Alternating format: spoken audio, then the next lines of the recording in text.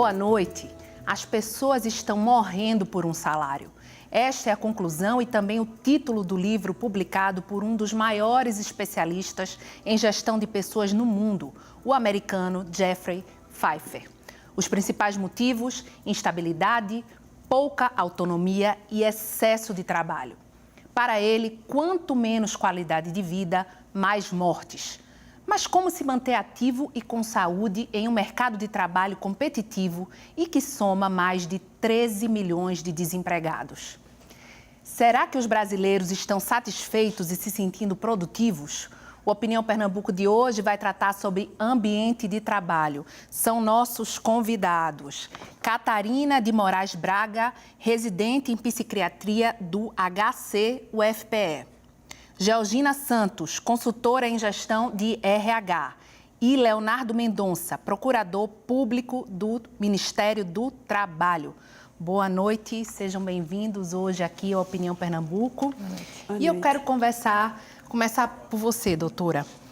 O ritmo de trabalho das pessoas, de maneira geral, está mais intenso do que elas costumam suportar, na sua opinião? As pessoas estão trabalhando mais do que deveriam? A corda está esticando?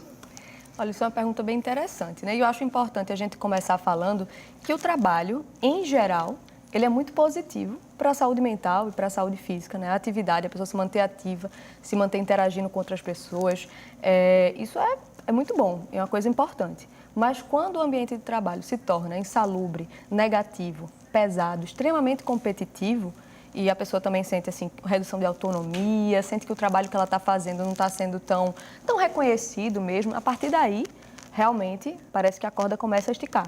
Eu não sei dizer necessariamente são as horas de trabalho, mas muito que horas são essas, né? Onde é que essa pessoa está trabalhando? Que condições de trabalho são essas? Né? Que tipo de retribuição eu sinto, que gratificação eu sinto com aquele trabalho que eu estou desempenhando? Eu acho que é mais por aí. Georgina, sobre as empresas, tem muita empresa ainda que trata o trabalhador como uma espécie de recurso a ser explorado. Essas empresas ainda precisam evoluir nesse ponto. O trabalhador sente quando ele está sendo tratado como uma peça de uma grande máquina, na sua opinião? Ele não só sente, como ele também reage. Agora, boa parte das empresas, elas começaram a entender que a questão da produtividade, se você foca só no resultado e trata as pessoas como máquina, um determinado momento aquilo ali vai estourar. Então, elas têm a preocupação, começam a ter uma preocupação com a qualidade do ambiente de trabalho. Sim. E sabe que o relacionamento com as pessoas, de colocar as pessoas certas no lugar certo, de cuidar do ambiente, da forma como se relaciona. Cada dia elas lutam mais o relacionamento entre o gestor e a equipe, entre a equipe e a empresa, para construir um ambiente saudável. Porque elas já entenderam que quanto mais saudável for o ambiente, mais produtividade essas empresas terão. Elas não estão fazendo isso, não, mas isso tem um custo. Tem um custo, sim. E às vezes não é o custo financeiro, é o custo de dedicação, de tempo a essas questões, é o custo da paciência de ouvir a equipe, os problemas que a equipe traz. Então, os gestores eles até brincam dizendo cada dia mais eu sou psicólogo. Mas é nesse sentido, de conversar com as pessoas, de tratar as dificuldades, de mediar os interesses da empresa com os interesses da equipe e construir um ambiente de trabalho saudável. Sim. Eu não posso te dizer que todas as empresas estão fazendo isso. O discurso, a gente já percebe uma diferença no discurso, que é o primeiro passo para a mudança. Mas ainda tem muito chão pela frente. Sim. Na sua fala tem vários pontos aí que eu quero voltar depois, que eu espero que a gente consiga destrinchar, porque tem várias coisas que têm a ver, né, com esse ambiente de trabalho. Agora, procurador, hoje o Brasil proporciona tanto para o empregado quanto para o empregador, falando aí dessa relação, né, trabalhista mesmo, de carteira assinada, enfim, que aí entra realmente o empregado e o empregador. Hoje a gente tem um ambiente de segurança jurídica para ambos? No meu entendimento, não. Inclusive, é importante colocar que recentemente nós passamos pela discussão da reforma trabalhista. E uma das questões que se falou bastante durante a reforma trabalhista é que ela traria mais segurança jurídica para o ambiente de trabalho. Só que isso não é realidade. A gente estava comentando antes da entrevista a questão do trabalho da gestante e da lactante. Foi autorizado pela reforma, depois veio uma medida provisória que alterou a possibilidade desse trabalho, depois essa medida provisória caducou. Em ambiente insalubre. Em ambiente insalubre. Né? Depois essa medida provisória ela caducou porque não foi discutida pelo Congresso Nacional, né? Se voltou à redação originária da reforma e agora o Supremo, né? Anteontem, o ministro Alexandre de Moraes deu uma decisão liminar numa ação direta de inconstitucionalidade dizendo pela impossibilidade do trabalho em ambiente insalubre. Então, nós não temos hoje um ambiente adequado, diversas questões ainda não estão bem delimitadas, a questão, por exemplo, da jornada móvel variável, Sim. quando isso é permitido, por que ela é permitida, né? E outras questões mais que a reforma trouxe ainda mais insegurança ao ambiente do nosso país. Então, precisamos avançar, né? E, infelizmente, não foi isso que aconteceu recentemente pelas últimas produções legislativas sobre o tema. Doutora, esse livro, né, que ainda não tem a tradução que a gente fez, e as pessoas estão morrendo por um salário, uma das coisas que é colocada é que os trabalhadores, de maneira geral, a maior reclamação é que eles se queixam de falta de tempo para cuidar da saúde. É isso também que a senhora tem ouvido como médica residente em psiquiatria? Sim, mas é porque também, o que é saúde, né? Sim. Eu acho que antes da gente falar de tempo para a saúde, o que é saúde? Saúde é o bem-estar físico e mental. Vê que complicado, né? Complexo. É complexo. Quer dizer, não é só a gente estar com as taxas normais, não é só a gente não ter nenhuma doença. Saúde não é o contrário de doença, né? É um conceito muito mais amplo. Então, é você ter tempo para se dedicar a uma atividade de lazer, é você ter tempo para se dedicar a atividade física, né? Então, realmente, se a gente colocar na balança tudo que a gente precisa ter para conseguir dizer que eu tenho saúde, né? Sem falar que a gente está cada vez mais exigente nisso, né?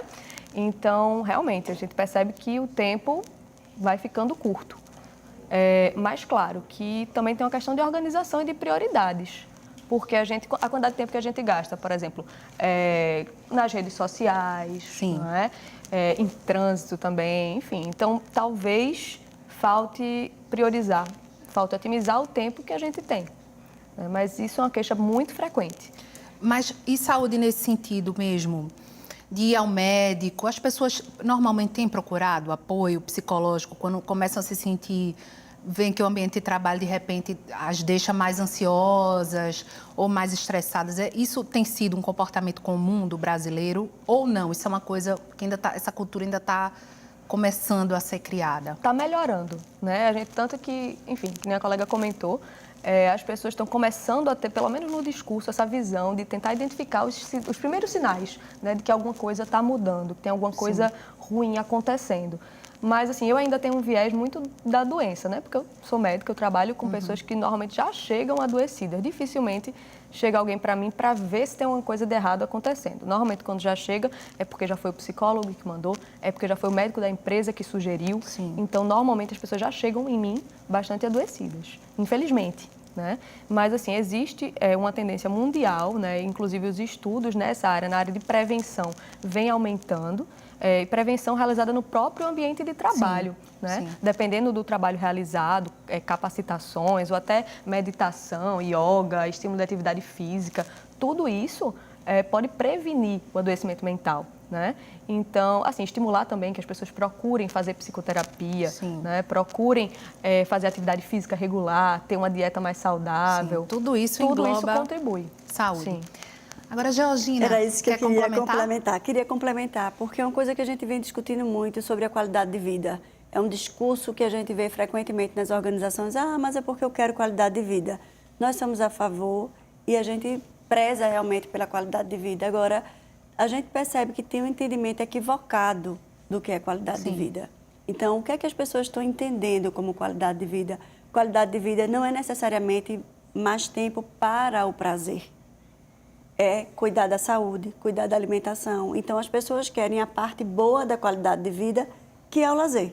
Ou então, sair mais cedo do trabalho, ou ter uma carga de trabalho mais reduzida. Mas tem uma parte da qualidade de vida que é chata, que aí é o médico, quer fazer os exames, quer fazer o tratamento.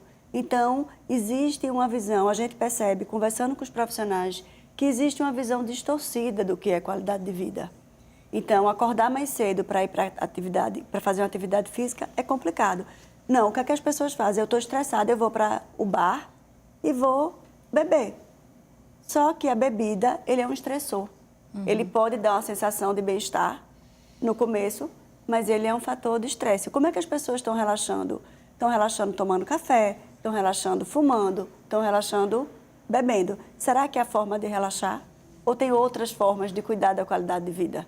Então, fica aí para a gente pensar. O que é que a gente está encarando como qualidade de vida? Qualidade de vida não é sair mais cedo do trabalho. Qualidade de vida não é só sinônimo de prazer.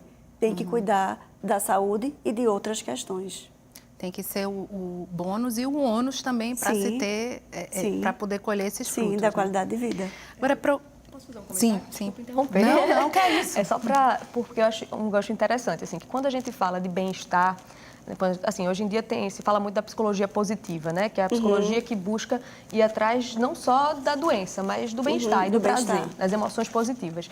E a gente divide o bem-estar, né, em bem-estar relacionado ao prazer, que é esse bem-estar mais imediato, dessas atividades que você falou, mas também tem o bem-estar relacionado a se sentir realizando uma atividade satisfatória. E eu acho que às vezes a gente esquece esse bem-estar, que se chama bem-estar eudamônico, que é esse bem-estar de você estar realizando uma atividade bem e desempenhando uma coisa que você se sente realizado mesmo. Que você gosta. Que você gosta. Se sente valorizado e reconhecido. Isso tem um efeito positivo mais duradouro do que o bem-estar simplesmente de eu ir para uma festa ou de eu ir para a praia. Esse bem-estar é mais passageiro. Então, talvez as pessoas precisassem se voltar mais para o bem-estar de, tipo, estou num trabalho que eu faço bem, que eu gosto. Né? Que aí tem uma outra questão. Hoje, como é que a gente vê as pessoas escolhendo a profissão, escolhendo o que elas fazem? Muitas vezes a gente recebe jovens que perguntam a gente: bom, estão naquela fase de escolha da profissão, qual é a profissão que eu sigo? E, bom, eu sou formada em administração, chegam para mim e dizem: e dá dinheiro? Quer dizer, como é que eu estou escolhendo a minha profissão? É pelo salário, é pela remuneração? Eu costumo dizer, quando a gente faz o que gosta, tem muito mais chances de ter uma recompensa, um retorno financeiro, se eu faço o que eu gosto. Porque quando eu faço o que eu gosto, dificilmente eu consigo identificar o que é trabalho, consigo separar o que é trabalho, o que é lazer. Então, fazer o que gosta é o primeiro passo para ser realizado profissionalmente. Agora, infelizmente, a gente vive num país que nem todo mundo ainda está nessa situação de poder realmente fazer o que gosta, infelizmente, né? E aí, minha pergunta para o procurador em cima disso também. Já também pegando um gancho na sua primeira fala, que falava de ambiente insalubre. Primeiro, se o senhor pudesse explicar melhor o que é esse ambiente insalubre, e queria perguntar também se ocorre, em alguns casos, o próprio trabalhador não perceber que o ambiente que ele está é insalubre para o trabalho dele. O ambiente insalubre é aquele que é realizado em condições físicas, químicas ou biológicas que são nocivas à saúde do trabalhador. E é muito comum isso, né? O trabalhador não perceber que ele está em atividade insalubre. E o que nós, infelizmente, vemos também é que existem situações que o trabalhador ele quer estar trabalhando no ambiente insalubre. Por quê? Porque a legislação trabalhista ela prevê que o trabalho em ambientes insalubres ela vai ter um acréscimo de 10%, 20% ou 40%, né, em relação ao salário daquela pessoa. Só que qual é o papel que o Ministério Público do Trabalho tem procurado fazer quando se depara com qualquer denúncia, qualquer situação onde se exista a caracterização de um ambiente insalubre? Obrigar a empresa que ela transforme aquele ambiente nocivo, prejudicial à saúde do trabalhador e um ambiente que não adoeça esse mesmo trabalhador. Né? Porque nós não podemos aceitar, por exemplo, né, na grande maioria dos casos, né, a periculosidade é outra situação, que é trabalho perigoso, são inflamáveis, explosivos, ela realmente não tem como ser elidida. Agora, a insalubridade, em mais de 95% dos casos, eu diria que em mais de 99,9% dos casos, ela pode ser eliminada. Então, um trabalho com ruído excessivo, se for investimentos na acústica, investimentos às vezes até simples, até baratos, a empresa pode sim transformar aquele ambiente insalubre num ambiente adequado. E nós não podemos aceitar ambientes que, por exemplo, vão deixar o trabalhador expostos a daqui a 10, 15 anos ter algum problema de audição, algum problema de qualquer disposição a qualquer um desses agentes. Então, não tem sido fácil. Muitas vezes o próprio trabalhador ele não quer que o Ministério Público do Trabalho atue para transformar aquele ambiente insalubre. transformá-lo ele salubre e adequado, mas mesmo contra a vontade do trabalhador, da empresa, o Ministério Público tem procurado atuar, porque sempre nessas questões o maior bem que o Ministério Público do Trabalho visa proteger é a saúde e a vida dos trabalhadores. O trabalhador brasileiro tem adoecido, se afastado, mas por qual motivo? Vocês que estão nesse mundo do trabalho, né? Quer seja como médica, como gestão de pessoas, como procurador. Hoje o trabalhador brasileiro está deixando de trabalhar. Por qual o principal motivo? Fora a questão que a gente falou no início do desemprego. Né? Tirando essa questão do desemprego, que é quando ele quer trabalhar, mas não consegue. Mas quando ele já está no mercado e precisa ser afastado. O que é que está levando esse trabalhador ao adoecimento? Então, vocês querem falar? Eu queria só fazer uma diferença. Sim. Quando você fala, tem uma questão do afastamento. Sim. Certo? E tem a questão das faltas, que é uma coisa que as empresas hoje, de um modo geral, elas acompanham. Sim. A quantidade de atestados, de... Sim, sim. E o que se observa é que também tem um número de afastamento pela questão da forma como ele se relaciona com o trabalho. Então, atestado de um dia, atestado de 2 dias, a empresa tem um olhar diferente. Sim. Aquele atestado que é um afastamento mesmo, há 15 dias ou mais, aí sim se caracteriza como um ponto para ser acompanhado, não se caracteriza como um problema de identificação no trabalho, um problema de compromisso com o trabalho. Sim. Mas o atestado de um dia, as áreas de RH, elas olham, peraí, que aqui a gente tem que olhar o que está acontecendo, investigar o que está acontecendo, porque pode não ser doença, e sim sinais de que está havendo desgaste, está havendo a dificuldade de relacionamento. Então, tem os atestados com poucos dias, a empresa tem ela olha procurando ver o quanto aquilo ali tem a ver com o ambiente de trabalho, a qualidade do ambiente de trabalho, porque a doença ela vai existir. Não tem alguns mais, outros menos, mas vai existir. Vamos ao nosso intervalo. Hoje a nossa conversa é sobre ambiente de trabalho. Voltamos já.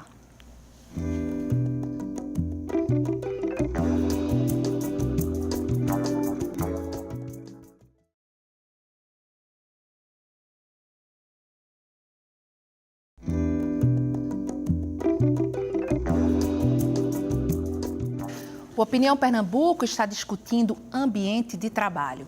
Para participar desta conversa, convidamos Catarina de Moraes Braga, residente em psiquiatria do Hospital das Clínicas, Georgina Santos, consultora em gestão de recursos humanos, e Leonardo Mendonça, procurador do Ministério Público do Trabalho. Você pode participar enviando perguntas ou comentários para o número do WhatsApp. Anote aí, 819-8830-7098. Não se esqueça de colocar seu nome e localidade onde reside no início da mensagem. Este programa também está sendo exibido pela internet no endereço ufpe.br/NTVRU e no aplicativo UFPE Play. Vamos voltar nesse segundo bloco. Eu queria voltar falando de burnout. Né? Então, doutora, se a senhora pudesse rapidamente explicar o burnout e pudesse dizer também se ele afeta também a autoestima dos trabalhadores. Com certeza afeta, né? Eu acho que quando a gente pensa em saúde do trabalhador, burnout vem logo na cabeça. Não sei se sou eu, porque trabalho com saúde mental, mas é uma síndrome que envolve o esgotamento emocional, e isso é muito marcado, né? Aquela exaustão, o sentimento de despersonalização, né? O que é que eu estou fazendo aqui? O que é que... E muito também aquela sensação de que o que eu estou fazendo não está dando certo, uma sensação de fracasso. Naturalmente, se eu estou tendo essas sensações, minha autoestima fica lá embaixo. Isso vai afetar diretamente esse trabalhador, o ambiente de trabalho dele, né? Com certeza. Agora, procurador, a gente, desde essa reforma que entrou em vigor, né, a partir de 2018, não é isso? A gente passou a ter uma outra categoria de trabalho que é chamado trabalho intermitente. Isso também, como é que até agora o senhor tem visto isso? Como é que isso tem afetado os trabalhadores? Isso teve alguma implicação no sentido de exaustão também dos trabalhadores? Aí pegando um gancho nesse burnout. Só para complementar, né, a Organização Mundial de Saúde ela disse que a partir de 2020 a maior causa de afastamento no trabalho no mundo inteiro vai estar relacionado com problema de saúde mental.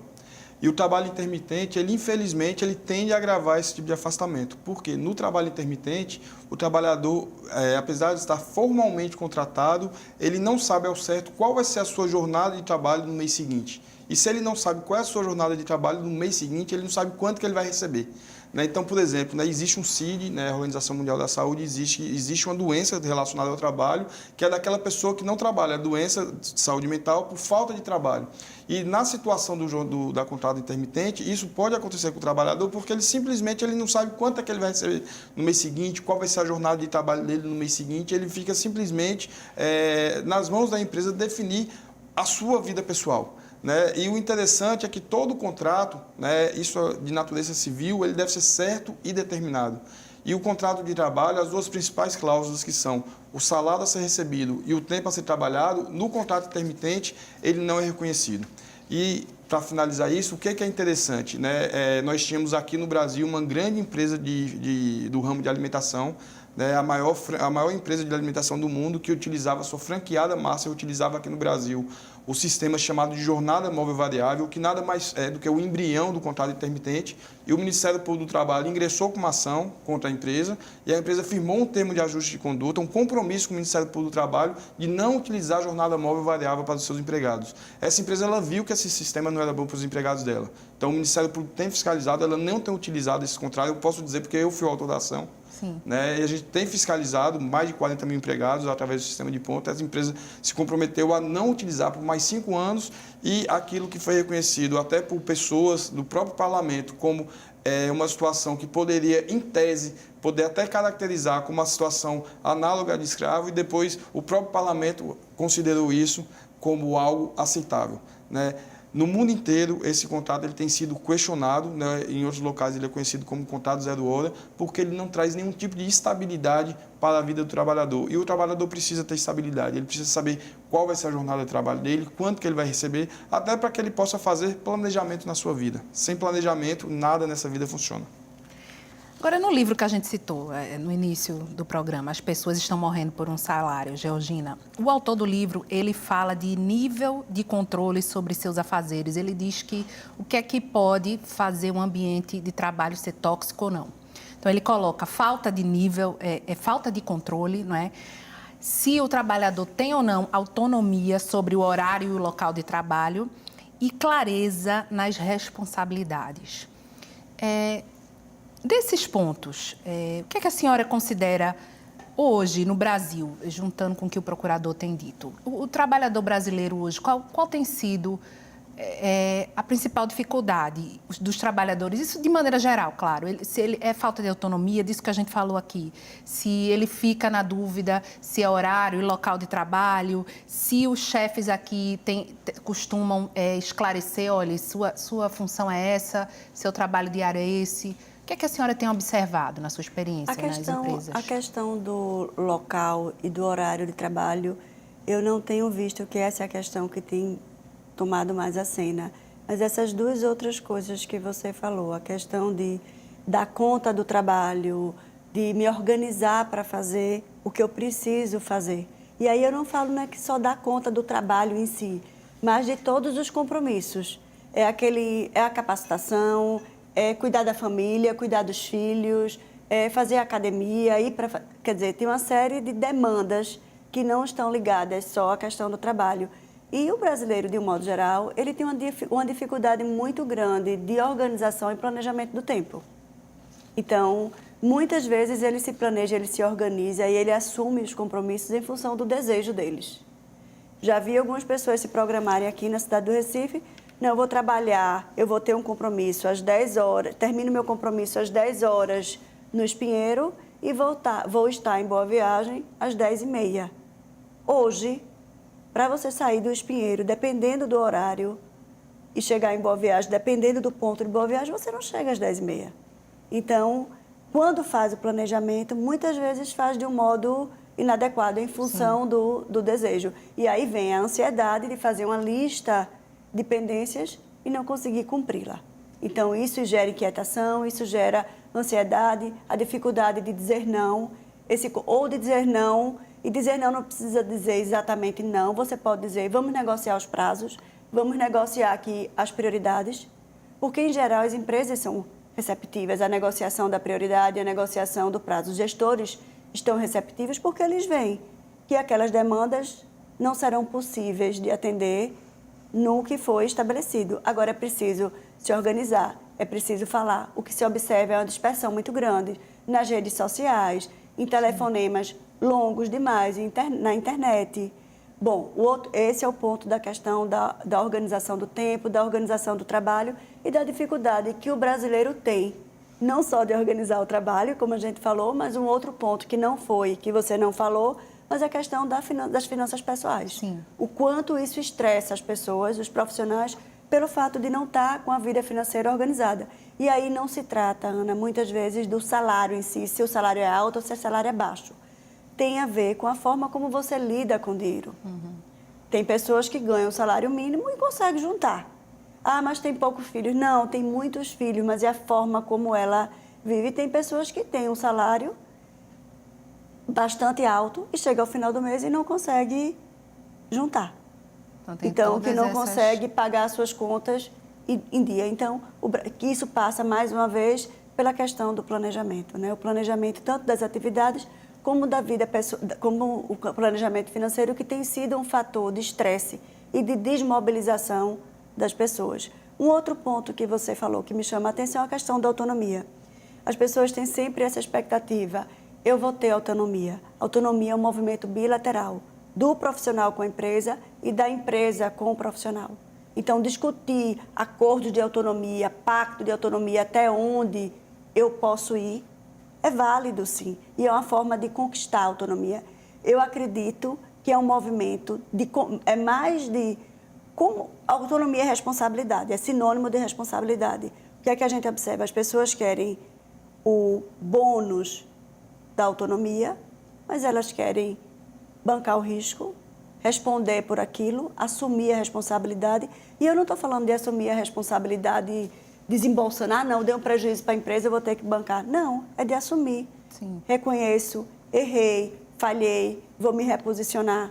Então, essa questão da autonomia precisa ser uma via de mão dupla. As pessoas se queixam que a empresa, muitas vezes, não dá autonomia. Mas vale a reflexão, o que é que eu estou fazendo para ir em busca dessa autonomia? Para conquistar essa autonomia. E aí, falando de autonomia, temos os profissionais autônomos, e aí que são realmente aqueles que não têm chefes, não é? Pelo menos formalmente, que aí os chefes vão ser os clientes, as pessoas que eles têm que atender. E esses profissionais, eu creio que eles também vivem sob uma pressão muito grande, porque deixam de trabalhar um dia, o salário diminui, né? São profissionais também que não vão ter um médico do trabalho à disposição, como aqueles que estão numa empresa. E aí minha pergunta, doutora, como é que esse profissional autônomo, como é que ele deve cuidar da saúde dele? Assim, são profissionais que, se por um lado, normalmente têm mais autonomia, normalmente, estão fazendo uma coisa que eles têm mais domínio. Tem um outro fator interessante para adoecimento que recentemente eu estava dando a lida e eu vi que o tédio no ambiente de trabalho é um fator de risco para adoecimento. Interessante. Porque gerenciar equipes ociosas é mais difícil do que gerenciar uma equipe sobrecarregada. Pois é. Então, assim, a gente tem uma necessidade de se sentir desafiado em algum aspecto, de sentir que a gente está fazendo uma atividade que é boa, que é produtiva. Então, quando isso falta, também é ruim. É uma linha muito tênue, né? Então, às vezes, o profissional autônomo, tédio, não é tanto um problema, né? Às vezes até tem muita coisa para correr atrás e tem que se mexer mais, né? Isso. Então, por um lado, isso pode ser uma coisa boa. Também tem uma flexibilidade maior de horário, então a pessoa talvez possa se organizar melhor no sentido de ter uma vida mais saudável. Por outro lado, do ponto de vista médico, é muito difícil a gente ter um paciente nesse sentido que adoece, porque até para a gente fazer um afastamento, e aí faça um atestado, doutora, nem adianta, né? Sou eu mesma, então fica complicado. Então, por esse lado, é um pouco complicado. As pessoas têm que se programar, inclusive, na possibilidade de, eventualmente, adoecer e precisar passar um tempo sem trabalhar. Então, vai exigir ainda mais planejamento. Planejamento. Com certeza. O autônomo tem que lembrar que, mesmo ele sendo autônomo, ele tem que estar vinculado ao regime geral da Previdência Social. Sim. Então, se ele for reconhecido, ele pode ser afastado, né? Ele pode receber um auxílio da Previdência, caso seja constatada a situação dele estar doente. Né? Agora, o que o Ministério Público do Trabalho tem observado em diversas situações é que existem empresas, evidentemente que não são todas, que são ambientes verdadeiramente hostis. Né? Tem situações, né, caso concreto de ação civil pública já ajuizada, cabe ao judiciário decidir, de empresa que ninguém bate a meta. Porque quando as pessoas estão próximas de bater aquela meta, a empresa simplesmente aumenta a meta. A meta é um assédio. A meta é algo sempre inatingível. Né? Tem trabalhador adoecendo, por exemplo, em determinados setores, porque, por exemplo, são obrigados a faltar com a verdade com o cliente. Né? E existem situações que os trabalhadores adoecem, por quê? Porque eles sabem que aquele produto que ele está vendendo não é vantajoso ao cliente, mas ele é obrigado a vender. Né? Tem que sempre lembrar que toda empresa ela tem que ter alguns programas preventivos em relação ao adoecimento. Ela tem que ter um programa de prevenção de riscos ambientais, ela tem que ter um programa de controle médico de saúde ocupacional, inclusive por quê? Porque o médico do trabalho tem que ver que se existe uma incidência muito grande de afastamento em determinada empresa por determinada doença, algo está errado. Né? Já existem situações de que o Ministério Público do Trabalho pegou uma empresa do setor de telemarketing que a média de afastamento de saúde mental era 7 vezes maior do que o próprio setor. Isso não pode ser uma coincidência. Isso não pode ser uma coincidência. Então, existem ambientes de trabalho verdadeiramente hostis, existem ambientes de trabalho, a gente tem que lembrar, as empresas têm que ter também uma análise ergonômica do trabalho. Sim. Só que a ergonomia, né, tem que sempre lembrar que não é uma cadeira adequada, não é apenas uma cadeira adequada, não é apenas uma mesa adequada, é que faça com que o ambiente do trabalho ele não seja prejudicial ao trabalhador. Por exemplo, o anexo 2 da NR17, que trata de ergonomia, ela tem um item que diz que o trabalhador não pode ser o trabalhador do setor de telemarketing, mas pode ser utilizado para qualquer outro setor da atividade econômica, que o trabalhador ele não pode estar obrigado a falar um script. Como assim? Ele, ao tratar com o cliente, né, antigamente acontecia muito isso, ele tem que ler para o cliente o que está previamente escrito, sem alterar uma vírgula. Até quem estava do outro lado do telefone percebia, né? Percebia, porque se achava que era muito melhor aquele atendimento robotizado, quando na verdade não é. Evidentemente que o trabalhador ele tem que passar para o cliente os produtos que a empresa está vendendo, ele tem que passar para o cliente as informações adequadas para o cliente, aquelas informações que o cliente quer. Mas não através de um script. Por quê? Porque isso adoece. Porque isso faz com que o trabalhador ele não sinta prazer naquilo que ele está trabalhando. Isso reduz o trabalhador a um robô. Isso. Né? E várias outras situações, por exemplo, em relação ao tédio, né, já foi constatado em diversas empresas, o que elas faziam? Ela tem um determinado trabalhador que está com algum tipo de estabilidade, ou estabilidade gestante, ou estabilidade porque voltou de uma situação de acidente de trabalho, ou porque é dirigente sindical, e muitas vezes a empresa não concorda com aquela estabilidade. O que ela simplesmente faz? Tira a tarefa do trabalhador. Então, o tédio muitas vezes acontece, né, porque é imposto pela própria empresa para que aquele trabalhador, ele muitas vezes peça demissão do serviço. Né, obriga o trabalhador a se sentir tão mal naquele ambiente de trabalho, e aí na linha do que foi colocado na pesquisa, né, de que, né, uma das conclusões do professor é que se você está num ambiente de trabalho que está lhe adoecendo, é melhor você sair do que continuar, né, mas muitas vezes as empresas investem nisso. Né, evidentemente que não são todas, né, evidentemente que, mas aquelas que o Ministério Público do Trabalho ela, verifica, fiscaliza e constata esse tipo de situação, nós temos procurado entrar com a ação civil pública para o quê? Como eu falei no começo, na questão da insalubridade. Transformar o ambiente de trabalho adequado, seguro e sadio, para que ele não seja um ambiente propício ao adoecimento, quer seja físico ou mental. Mas, Georgina, as empresas, falando de qualidade de vida, que a senhora também citou, fazem esses programas de ginástica laboral ou um programa onde os empregados têm contato mais próximo com o gestor, de repente, que não está ali todo dia. Isso tem funcionado nas empresas? Claro que é uma pergunta bem geral, mas esse tipo de ação nas empresas, de um essas modo ações... geral, as empresas que investem na gestão de recursos humanos, na gestão de pessoas, eu não falo nem gestão de recursos humanos porque vem na cabeça só a questão RH, seleção, sim, recrutamento, treinamento, sim, mas as empresas que vêm investindo em gestão de pessoas, elas têm tido um retorno e têm tomado a decisão de continuar investindo. As empresas hoje, muitas empresas, elas acreditam que é através das pessoas que elas vão fazer a diferença. Porque a máquina é muito, quer dizer, com o tempo a máquina vai ficando muito igual. Então, ela vai diferenciar o atendimento, ela vai diferenciar pela prestação de serviço, pelo relacionamento. Então, as empresas que vêm investindo, elas têm visto que vale a pena. E as empresas, essa situação que o Leonardo traz, eu fico imaginando, meu Deus, como é que uma empresa pode ter isso como valor, ter isso como política? Às vezes eu até encontro, mas muito mais uma ação de uma área isolada, muito mais por um estilo de gestão de uma determinada diretoria, de uma determinada área, do que propriamente como uma diretriz da empresa. Vamos fazer um intervalo? Vamos sim. A gente volta rapidinho hoje debatendo ambiente de trabalho.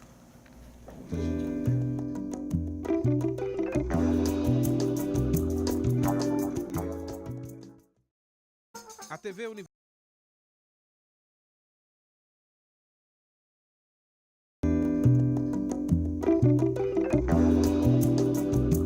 Estamos de volta com nossa conversa sobre ambiente de trabalho, que entra agora no seu terceiro e último bloco.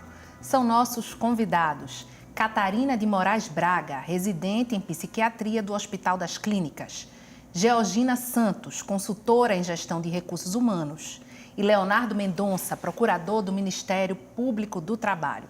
Você pode participar enviando perguntas ou comentários para o número do WhatsApp. Anote aí, 81988307098. Não se esqueça de colocar seu nome e localidade onde reside no início da mensagem. Este programa também está sendo exibido pela internet no endereço ufpe.br/NTVRU e no aplicativo UFPE Play. Bom, antes de passar aqui para os nossos comentários, teve uma pergunta que eu não fiz ainda, mas que eu acho que é de suma importância aqui também para entrar no ambiente de trabalho, falar de ambiente de trabalho de maneira geral. A gente falou de condições insalubres, a gente falou do posicionamento da empresa, de transparência. E um ambiente que a gente encontra fofoca, competição, inveja, intriga. O quanto esse ambiente é tóxico ao trabalhador? Nossa, doutora, quer responder essa? Então, a competitividade é tida como um dos principais fatores de risco para o adoecimento mental no ambiente de trabalho. Né? Junto a isso, se a gente for a questão da fofoca, da insegurança, isso tudo tem uma tendência de levar a uma baixa autoestima do profissional. Mas não só, né? Aquela conversa que é feita entre os pares, quando isso adquire uma hierarquia, né? A questão do assédio, Sim, o assédio moral, do próprio bullying mesmo no ambiente de trabalho, também, sem dúvida, tem impactos tremendos para a saúde mental do trabalhador. Isso aí eu não tenho dúvida. E os colegas de trabalho, Georgina? Agora, nessa questão que você fala, isso passa também pela gestão de pessoas. Sim, na hora que um gestor identifica que tem alguém que está nessa situação, fofoca. Qual é a razão da fofoca? Muitas vezes, quanto mais falta comunicação, maior é a fofoca. Então, na hora que você tem uma fofoca, peraí, o que é que está acontecendo? Vamos esclarecer esses fatos. Então, a fofoca existe, porque existem pessoas que também alimentam a fofoca. E tem várias técnicas de gestão que você trabalha para desmontar a fofoca. Sim. A competição, o conflito, a própria fofoca, ela faz parte do ambiente de trabalho. A questão é quando ela se torna excessiva, quando ela se torna maldosa. A competição existe com os irmãos, existe com os primos, faz parte da natureza do ser humano. Agora, o problema é quando eu quero aquilo que você tem, quero aquela posição e puxo o seu tapete para adquirir aquilo. Mas a competição, quando ela é administrada, ela faz parte do ambiente de trabalho. Essa é a questão. É como se eu estivesse na empresa, se eu assumo a função de gestão, eu cuido do resultado. Eu não cuido só do resultado. Eu preciso cuidar das pessoas, porque se eu não cuido dessas pessoas, em pouco tempo o resultado ficará comprometido. Então, cuidar das pessoas é isso, é administrar as fofocas, administrar os conflitos, identificar, bom, fulano não está bem, eu tenho que chegar junto. Como é que eu trabalho para o ambiente ser diferente e ser mais produtivo? Eu ia fazer uma pergunta para o procurador, mas Anderson Macilon de Areias, fazendo uma pergunta aqui que vai exigir números, a gente não sabe se o procurador vai saber de cabeça, mas vamos lá. Gostaria de saber se algum dos convidados sabe informar qual é a porcentagem de trabalhadores que sofrem acidentes de trabalho e são acometidos por doenças do trabalho no Brasil por ano. E quais são as medidas tomadas pelo Ministério Público do Trabalho nas empresas para fiscalizar o cumprimento das normas regulamentadoras do Ministério do Trabalho? São duas perguntas, na verdade, né?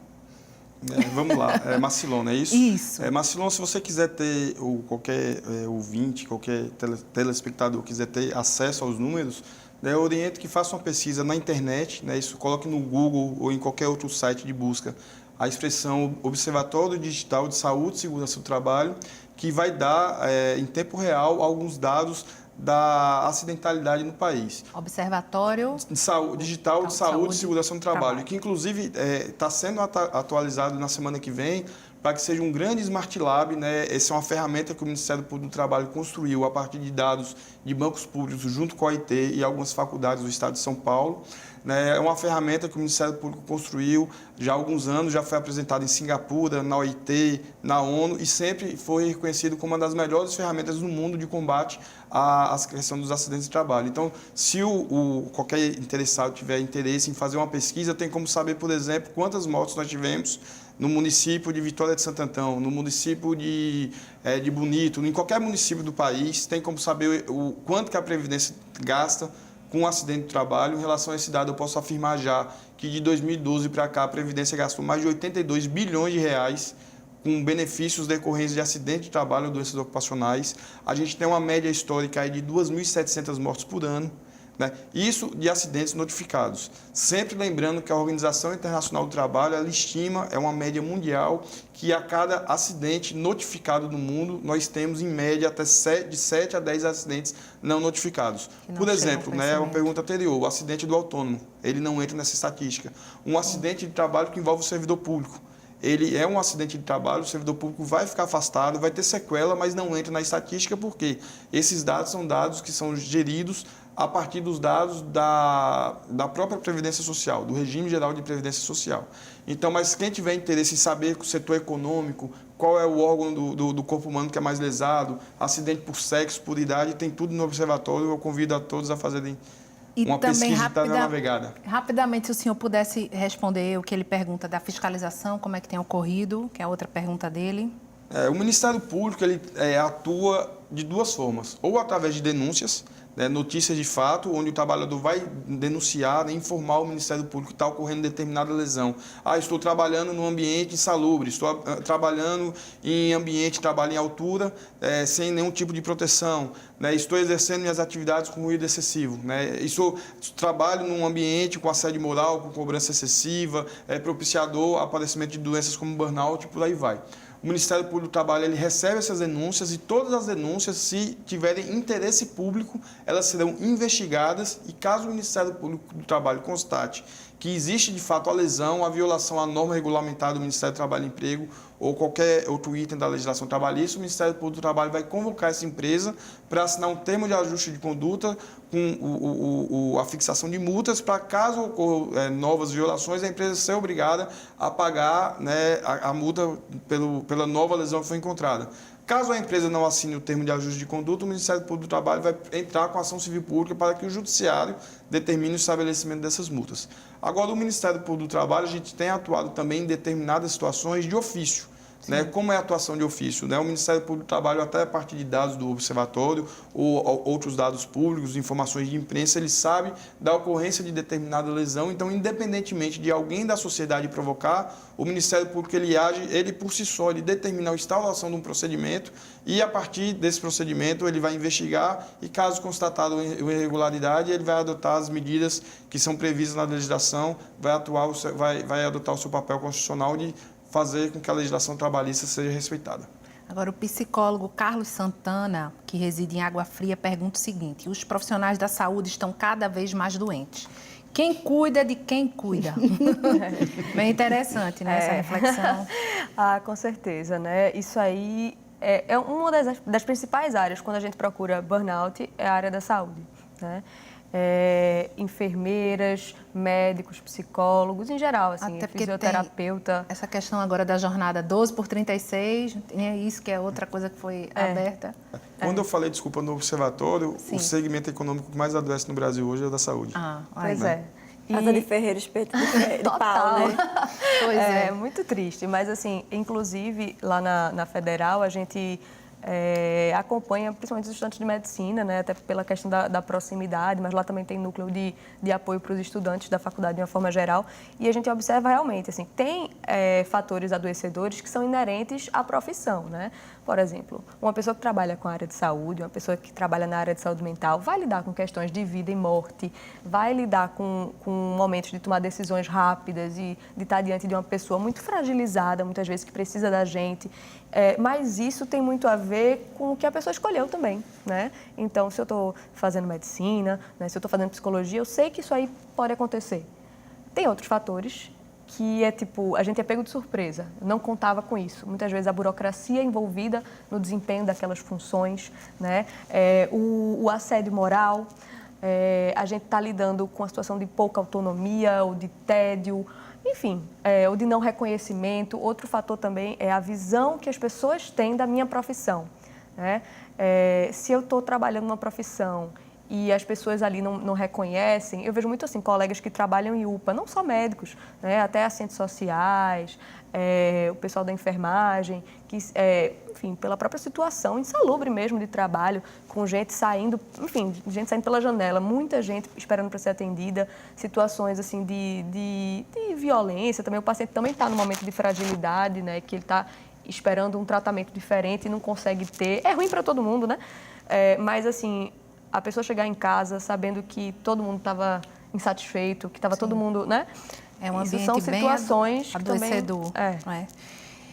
Vou passar um também para você, Georgina. Boa noite, meu nome é Nicodemo Chagas. Fui vendedor de shopping durante 3 anos. A competitividade é instigada pela empresa.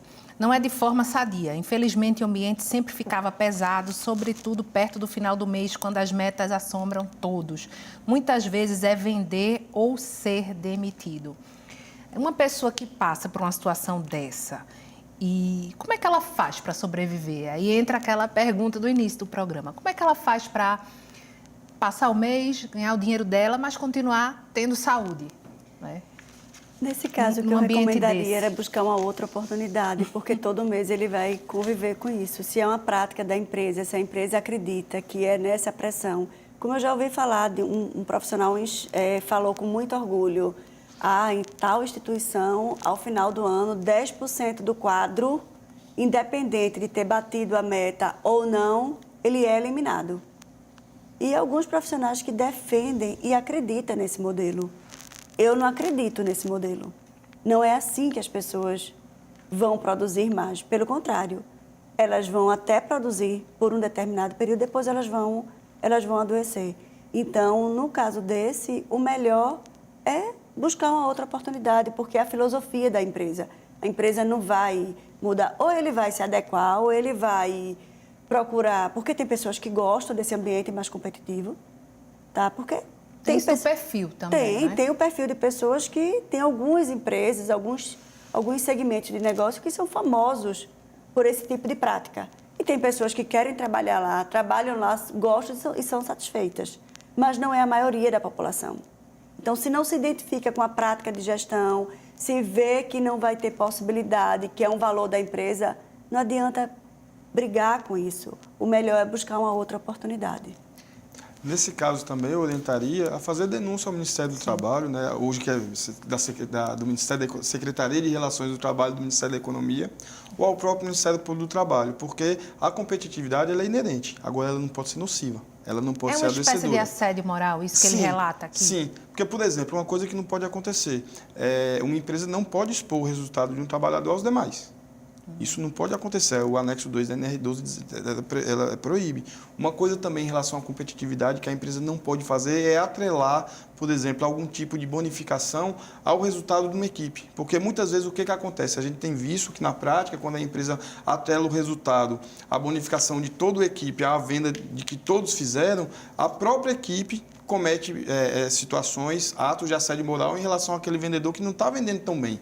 E muitas vezes ele não está vendendo tão bem por outras questões, né? Às vezes não é má vontade, às vezes não é... Às vezes é por dificuldade nem do próprio vendedor, às vezes é por sorte ou do azar do cliente que entrou, né? Normalmente, vendedor de shopping, eles têm uma sequência de clientes, às vezes é sorte ou azar de ter entrado um cliente que comprou bastante e um segundo cliente que só foi olhar uma determinada mercadoria.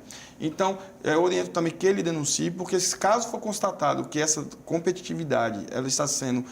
a empresa está violando o princípio da dignidade da pessoa humana, que é um princípio constitucional, que tem que ser aplicado também às relações de trabalho, está violando o princípio da valorização social do trabalho, está cometendo atos que estão exagerando do poder diretivo da empresa, ela pode ser obrigada, tem que ser obrigada a se adequar, como todo e qualquer particular, como toda e qualquer pessoa. Tem algum número rápido para denúncia que a gente pudesse divulgar aqui? Do Ministério Público do Trabalho é o 81-2101-3200.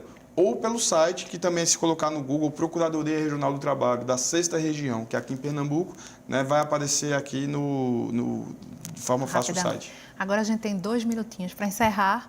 Se vocês pudessem rapidamente fazer essas considerações, 1 minutinho para cada uma, doutora. Eu acho que eu queria encerrar falando um pouco, porque a gente falou muito de situações que levam ao adoecimento, né? Isso. Mas, assim, uma vez que a pessoa já está adoecida, né, por exemplo, a depressão, que é uma doença que todo mundo fala bastante, todo mundo conhece, a gente esquece, às vezes, que um dos principais sintomas é a dificuldade de tomar decisões, principalmente decisões difíceis, como é muitas vezes você sair de um emprego, né, decisões, às vezes, cruciais, né? Então, a ansiedade também dificulta a tomada de decisão, o planejamento, então, acaba ficando uma bola de neve.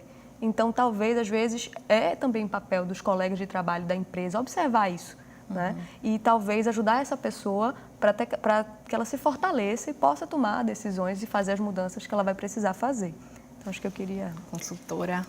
Eu fecharia recomendando para as empresas investir na gestão de pessoas, porque elas vão ter um resultado direto, vão ter um impacto direto no resultado e na produtividade, e aos profissionais investindo na qualidade de vida. Agora, na qualidade de vida no sentido da saúde, da atividade física, do lazer, porque também vai ter impacto no desempenho, no projeto profissional, enfim, qualidade de vida e gestão de pessoas.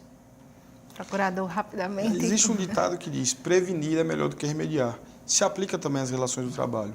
Então, nós do Ministério Público do Trabalho entendemos que não existe gasto com prevenção à saúde e segurança, isso é investimento. Né? Por quê? Porque um trabalhador que adoece, o custo para a empresa é muito mais elevado, porque ela vai ter o custo de pagamento de indenização a esse trabalhador, vai ter o custo do próprio trabalhador que vai deixar de produzir, né? Ela vai ter que substituir esse trabalhador, muitas vezes o trabalhador treinado, qualificado, ela vai ter que qualificar uma outra pessoa para aquela função. Existem os custos com ações regressivas da Advocacia Geral da União para cobrar daquela empresa se o adoecimento ocorreu por falha, negligência, culpa da empresa, para que a empresa seja obrigada a ressarcir a Previdência Social com aqueles custos do benefício que foram gastos com benefício previdenciário de determinado trabalhador. Então, as empresas têm que investir em segurança. Por quê? Porque nós estamos, né, a ONU já diz, né, dos objetivos da ONU do 2030, né, que um dos objetivos é o trabalho decente, o trabalho saudável. Não há o que se falar em trabalho decente se esse trabalho não é executado em condições de saúde e segurança. Muito obrigada pela presença de vocês, obrigada ao senhor hoje aqui, obrigada também a você que está em casa e enviou perguntas, não podemos ler todas. O Opinião Pernambuco de hoje fica por aqui, até o próximo programa.